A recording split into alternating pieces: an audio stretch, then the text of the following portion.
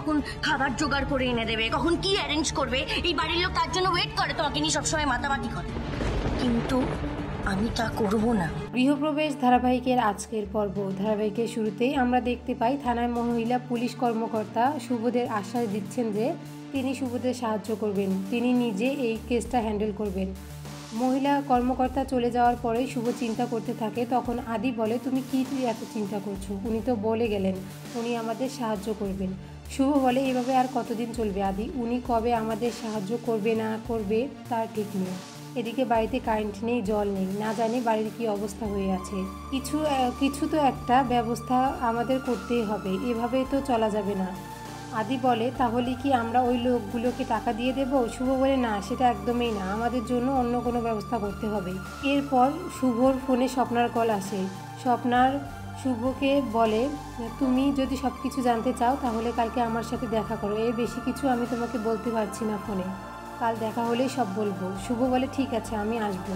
এরপর শুভ আদিকে বলে, স্বপ্না কাল আমাকে ডেকেছে, ও কিছু একটা বলতে চায়, কাল গেলেই সব বোঝা যাবে।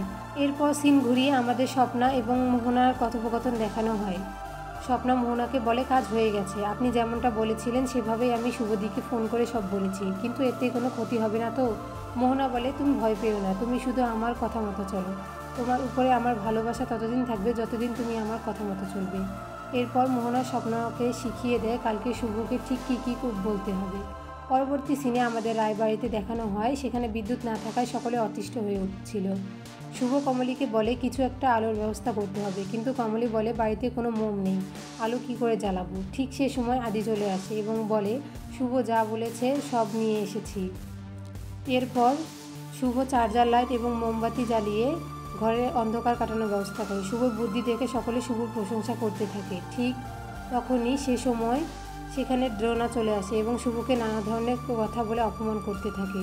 ড্রোনা বলে, তুমি সবসময় এমন একটা ব্যবহার করো যেখানে তুমি সবার কাছে মহান হয়ে যাও, তুমি এসব কেন করছো? আমি বুঝতে পারছি না, যাতে তুমি চাও সকলে তোমার পায়ের তলায় থাকে, কিন্তু আমি কখনোই তোমার পায়ের তলায় থাকবো না, এটা তুমি মাথায় রেখো। এসব কথা বলে ডোনা চলে যায়। তখন শিবন্তী অনেক রেগে যায় এবং বলে, ওর সাহস হয় কি করে এসব কথা বলার? শুভ বলে, আমি ওর সাথে কথা বলবো, আমাকে জানতেই হবে ও কেন এরকম করছে। পরবর্তী সিনে আমাদের শুভ এবং ডোনাকে দেখা হয়। শুভ ডোনাকে জিজ্ঞেস করে, তুই কেন এরকমটা করছিস আমার সাথে? কিসের এত হিংসে তোর আমাকে নিয়ে সমস্যা নাকি? এই বাড়িতে থাকা নিয়ে অসুবিধা, সেটা তুই আমাকে আজ বলবি? ডোনা বলে, তুমি যদি সত্যিটা জানতে চাচ্ছ তাহলে সত্যিটা আমি বলে দিচ্ছি, আমার তোমাকে নিয়ে সমস্যা। তুমি সবসময় সবাইকে দমিয়ে রাখছো, সবার সামনে তুমি মহান সাজার চেষ্টা করো, আমাকে সবার কাছে ছোট করো, এই সব কিছু নিয়ে আমার সমস্যা। মূলত আমি তোমাকে ঘৃণা করি।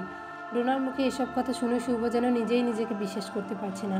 এরপর শুভ বাড়ির ভিতরে হঠাৎ একটা শব্দ পেয়ে তখন সে ছুটে বাড়ির ভিতর চলে আসে। শেষ সিনে আকাশে অনেক মেঘ ডাকাডাকি করছিল এবং বৃষ্টি আসছিল, এটা দেখে বাড়ির সকলে অনেক উত্তেজিত হয়ে যায়। এরপর সকলে মিলে বাড়ির বাইরে বের হয়ে আসে বৃষ্টিতে ভেজার জন্য।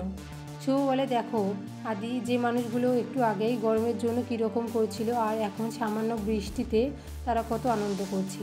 আদি বলে, এই সব কিছু তো তোমার জন্য, তুমি আমার পরিবারটাকে ধরে রেখেছো, তোমার জন্য এত সুন্দর একটা ফ্যামিলি পেয়েছি। এরপর বাড়ির সকলে মিলে বৃষ্টিতে ভিজে নাচ করতে থাকে।